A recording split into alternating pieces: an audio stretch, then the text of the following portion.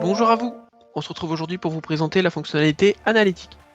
Donc la fonctionnalité analytique, à quoi ça sert? Ça va nous permettre d'établir les marges sur les différentes activités de l'entreprise. Elles vont permettre de souligner les activités les plus rentables et celles qui ne le sont pas ou plus, afin d'aider à la prise de décision pour le chef d'entreprise. Le fonctionnement d'un logiciel, comment ça se passe? Dans l'onglet Paramètres, je vais pouvoir ici venir choisir Analytique. Dans celui-ci, je vais retrouver mon arborescence avec mes différentes activités.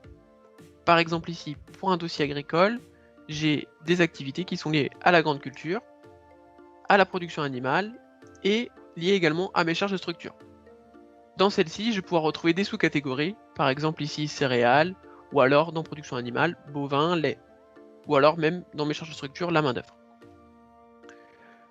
Je vais pouvoir ensuite, une fois que mon arborescence est créée, venir dans ma comptabilité, venir saisir par exemple mes achats, et par exemple ici pour la facture de mobile, j'ai affecté lors de ma saisie l'activité S54. Cette activité, elle correspond ici à des frais divers de gestion.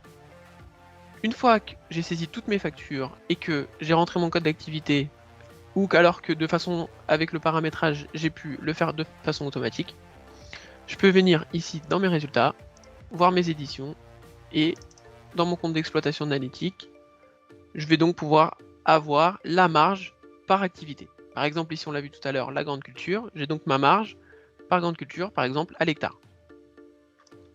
Je peux avoir pour mes sous-catégories, en tout cas mes sous-activités, la même chose avec mes différentes marges par sous-activité. Ici céréales, par exemple, et encore une sous-activité qui est le blé tendre d'hiver, avec mes différentes marges.